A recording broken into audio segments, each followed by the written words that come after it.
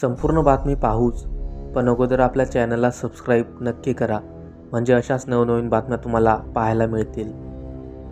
जालना जिल्ह्यातील मनीषा चौधरी ह्या आपल्या मुलासोबत दुचाकीवरून संभाजीनगरकडे जात होत्या.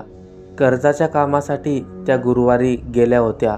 15 लाख कर्ज फेडता न आल्यामुळे कंपनीकडे मुदत वाढवून मागण्यासाठी त्या मुलासोबत संभाजीनगरला गेल्या होत्या. पण तिकडून परत येताना चिंचोडा गावाजवळ मनीषा यांचा पदर आणि स्कार्फ मोटरसायकलच्या मागच्या चाकात अडकला. दरम्यान हा झटका अतिशय तीव्र होता. झटका बसताच गाडी पलटी झाली व मनीषा देखील पडल्या व त्यांना दुखापत झाली.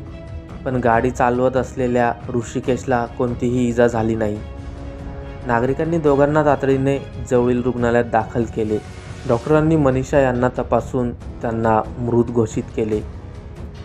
घटनेने मनीषा यांचे पती व 2 मुले दुःखाच्या सागरात बुडाले आहेत.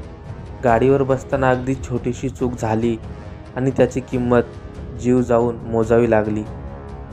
दुचाकीवर बसताना ढगळ कपडे घालू नये हेच या घटनेतून समजून येते. या बातमीला जास्तीत जास्त शेअर करा. तुमचा एक शेअर कुणाचा तरी जीव वाचवू शकतो.